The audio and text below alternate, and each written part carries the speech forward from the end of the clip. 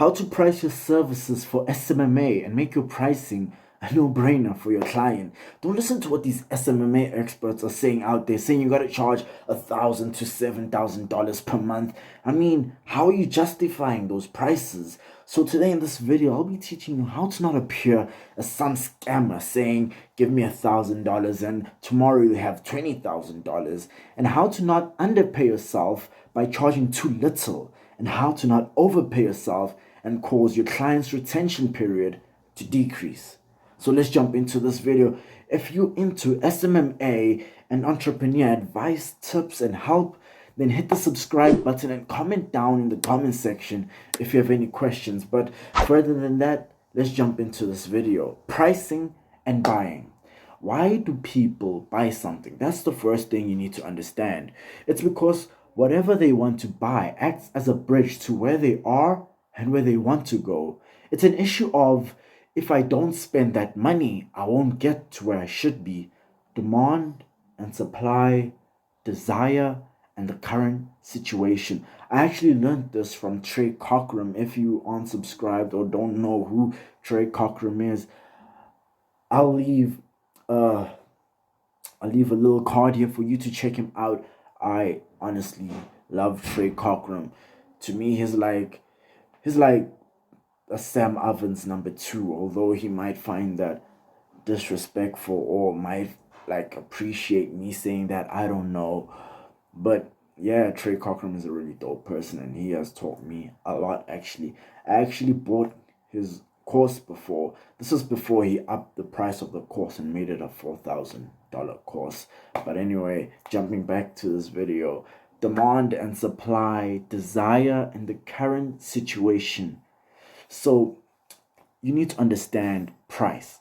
How much time will it take for you or your team member to deliver the services? How much time will handling your client's Facebook ads take from you or your team member? How much time will handling your client's social media content take from you or your team member, right? Time is also a constraint, or should I say a variable that needs to be added into the formula. But we'll be talking about formulas as the video goes on, right? So how valuable is it from your client, right? How valuable is it for your client? I'm sorry. You got to ask your client how much it is worth to them, right? You can't just guess how much it's worth, although at the end I'll be teaching you how to figure out how much it's worth for your client. But at the beginning stages, or should I say just after you've calculated and formulated all the pricing and before you tell him how much, I think I'll better explain this as the video goes on. But basically, before asking your client how much they think your services are worth, first you gotta find out how much value you'll be bringing to them. So if you'll be bringing 2 customers or 20 customers a month, and each of those customers in total bring him $20,000, you have to ask him, hey, how much is it worth to get $20,000 a month in the door, right? Bottom line, how much is that worth to him? And maybe they'll answer, hey, I'd be willing to sacrifice $10,000 to get $20,000. Okay, in your mind, you now know, okay, if I charge this client $4,000 or $8,000, instead of being like, oh my gosh, that's too much, they'll be like, oh my gosh, that's cheaper than I expected. Because in their mind, they've already formulated that your services, after figuring out and showing them the pricing and how much value you provide to them, they'll realize that, okay, this person is worth $10,000 to me, but this person is willing to work with me for $8,000, right? Or maybe this person is worth $10,000 to me, but this person is charging me $12,000, and I don't mind overcharging that person by $2,000 to ensure that they keep providing me that $20,000 in bottom line revenue, right?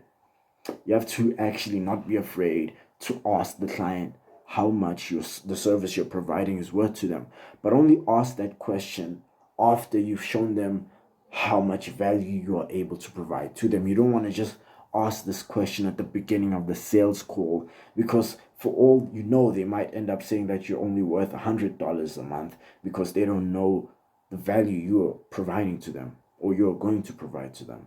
Anyway, charging low prices is a dumb idea, right? If your client is not paying you much, they won't even pay you any mind or attention, because you become nothing more than a second priority, and there is no room for high quality profit margins. So you wouldn't be able to teach or get a higher quality team members, right? If you're charging low prices and if you're charging a low price, your your client in their mind is basically thinking, okay, why should I give a $500 a month service provider my time? Like, my time is way more worth $500 a month. And they'll look down on the services you provide them, regardless of whether you end up generating them like $10,000 or $15,000 or $20,000 a month. The fact of the matter is, since they pay you $500 a month, in the back of their mind, they're thinking, if I'm charging this person $500 a month, I should also be able to do it, because like, that's a very low price, right? The higher your prices in their mind, like the higher pricing you charge in their mind, the higher they perceive your value to be, right? If I like, when it comes to certificates and degree wise, there is no difference between an accountant who charges $5,000 a month and an accountant who charges $50,000 a month. They probably might have even gone to the same school. It's just that when you hear that this accountant is getting paid like $50,000 a month, you'd end up wanting this accountant right here to be your accountant instead of this accountant, if you could afford him, that is. But anyway, revenue share model. This should only be done once you are 99% sure in your agency's ability to deliver insanely high results. Not even I do this model, right? Even though it may be a crazy profitable thing to do, everything has its timing. You just have to be patient and wait for the time till you can use this, right? You guys just be seeing all these SMMA experts out there using this revenue shared model and assume that, hey, if they're able to do it, then I should be able to do it too, and I'll do it. No, you shouldn't. Because the fact of the matter is, number one, if you aren't providing the client good enough results, number one, you'll be losing money in the process. And number two, their retention time with you will probably be 1 month instead of, or 3 months minimum, instead of it being like 12 months, 10 months, right? So revenue share model has its time. It's like, I'm trying to think of an example to provide you. It's like a sales team. Like, you can't think about, hey, I should hire a sales team if you only have like 2 clients, because you don't have your outreach method isn't proven yet, right? You could only consider getting a sales team once you have like 8, 9, 10 clients, or have had 12, 15, 20 clients, because once you reach that level, you realize that, okay, my outreach is on point, and my outreach method is to the share, right? It's like, it's proven, it has the statistics to back it up. So all you have to do is just like, you have to systemize that outreach method to allow you to be able to teach it to countless of sales teams, so you can actually scale your business. And that way, if you wanted, like, once your outreach method has been like cleaned up, made better, you could scale that to like 20 or 50 sales team members, and that would help your business because you did it at the right time. But if you did it at the wrong time, like, let's say you did it and you only had like 2 clients and your outreach method wasn't proven, then instead of you growing your business, you'd actually end up losing money or having your business just go down south. right? So next thing is anchoring your pricing. Anchor your pricing towards your client's financial goals in the next 12 months, current revenue, and their pricing. By pricing, I mean what is the price per product. But I'll give you the formula. I'll give you the formulas at the end of at the end of the video, right? Because I'm still gonna give you guys formulas that you can use. Use a minimum of a 3x to 4x ROI.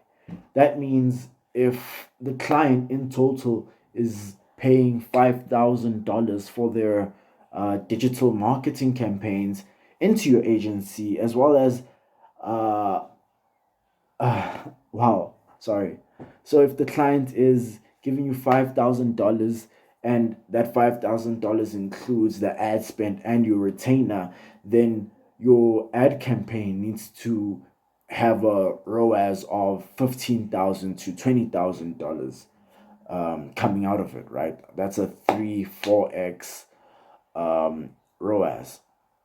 And then finally, the stuff you have all been waiting for, well, formulas, right? We've gone through all what you shouldn't do, what you should do, the psychology behind everything, and now you are ready to be given the formula. Pricing for local businesses. We'll also get into e-commerce after this, but pricing for local businesses. This is where you calculate the customer's LTV, lifetime value. Work out the LTV for the local business with the owner on the call. They should tell you the prices themselves. Now, the thing about a brick and mortar business, which is a local business, right, is they don't know their pricing, like they don't know the calculations or the numbers would be a better way. They don't know the numbers on hand because, well, in a normal brick and mortar business, it's not as easy to learn the numbers as e-commerce, where everything is in analytics. You just click on the analytics page and you have every single thing there. Brick and mortar business is totally different. They have receipts, they have bank statements, things like that. So it's pretty hard for them to know what their LTV is. And furthermore, a large majority, 90% of them, don't even know what LTV or lifetime value stands for, which is why you'll be going through these steps with them, right? So LTV, the formula for LTV is the average spend per client times the number of years they stay a loyal customer times how many times they go on average a year to that local business times the number of people they refer to the business.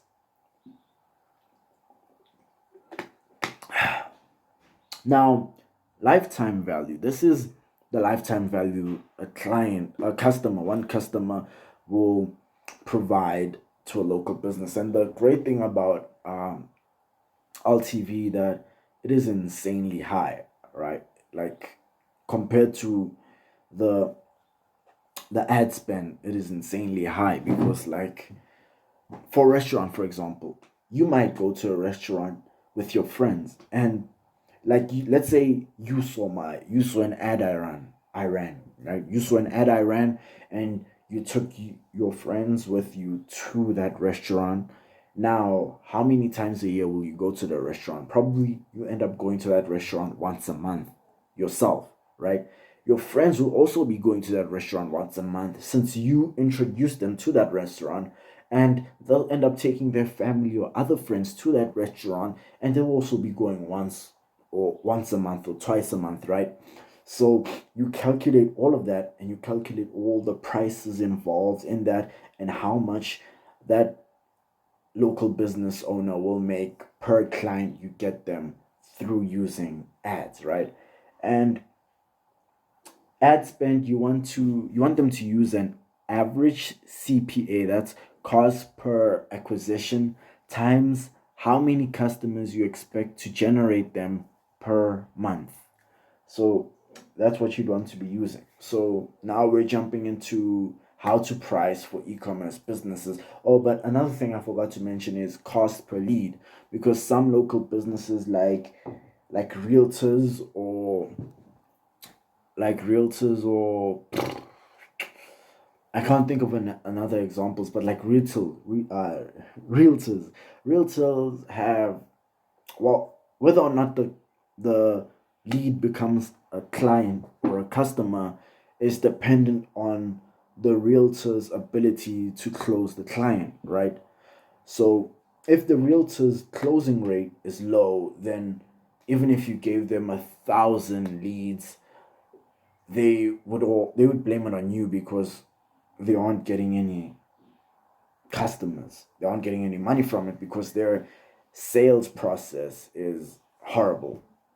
Even if your ability to generate them leads is on point, if their sales process is horrible, they'll blame it on you regardless. Which is why I always tell people that, look, if your realtor or your client's sales process, sales funnel, whatever you want to call it, is horrible and doesn't have a high enough conversion rate, offer to fix it for them. And if you're going to be fixing it yourself for them, charge them a price for you to fix it for them. But if you're just going to be offering them advice that they can use and fix it themselves, and just do that for free as a benefit for them being your client. How to price for e-commerce businesses. This varies per niche and market. A lot of places are actually one-time purchases, so lifetime value wouldn't work well on e-commerce. For example, one-time purchase would be if you're buying. I'm trying to think. If you're buying a course, right? A course would be a one-time thing, right? Once you bought it, you don't have to buy it again, unless it's one of those per month basis courses. Most of them are normally just a one-time payment, and then you just watch that course. Once you finish watching it, you aren't gonna necessarily go back and watch it again, right? Soon, right? So LTV wouldn't work well on e-commerce businesses because most e-commerce businesses are just a one-time purchase thing, right? Like another example would be a bottle. Maybe you want to buy a bottle shaker, right? Maybe when you get to that store, you end up buying 2 or 3 bottles. Once you've bought your bottles, you've bought them. You don't need more bottles, right? Like you don't need the same color, same size bottle ever again. So you aren't necessarily gonna go back to that place and buy the same bottle. And this one right here, these 2 points right here are, I'm gonna tell you right now, if you do not follow these 2 points that I'm about to talk about, your business will go under.